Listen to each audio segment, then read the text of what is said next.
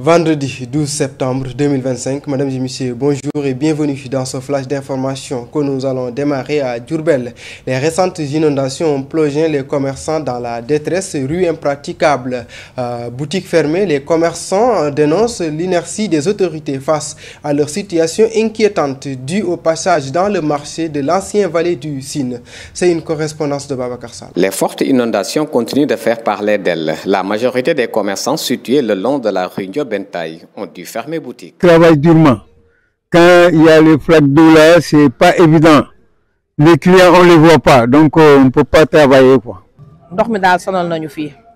Nous avons un sérieux problème avec les eaux de pluie. Nous sollicitons une aide urgente. Nous demandons aux autorités locales de faire remonter notre cri de détresse au plus haut niveau.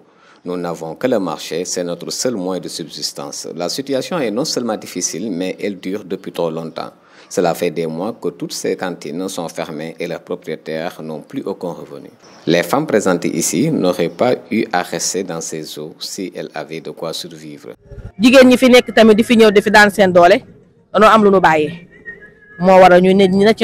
Selon certains connaisseurs, les habitants de Diourbel héritent de cette situation en raison du tracé dans l'ancienne vallée du Sine, dont le lit traverse la ville, notamment le marché. Ce qui a provoqué cette inondation au niveau du marché Ndoumbé Diop, c'est dû à ce cours d'eau qu'on a arrêté et on a bloqué à cause des habitations qui ne sont pas autorisées par l'État, si je comprends bien.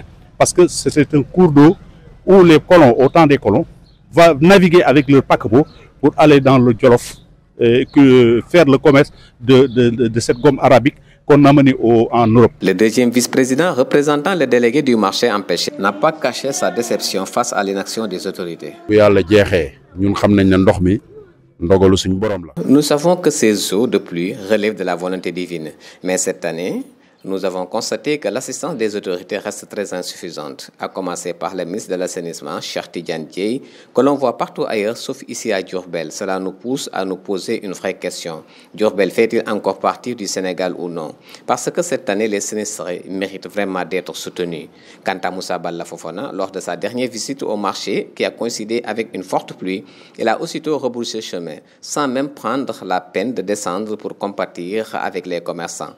C'est pourtant ce que nous vivons à chaque hivernage. Pour nous, il n'aurait pas dû agir ainsi.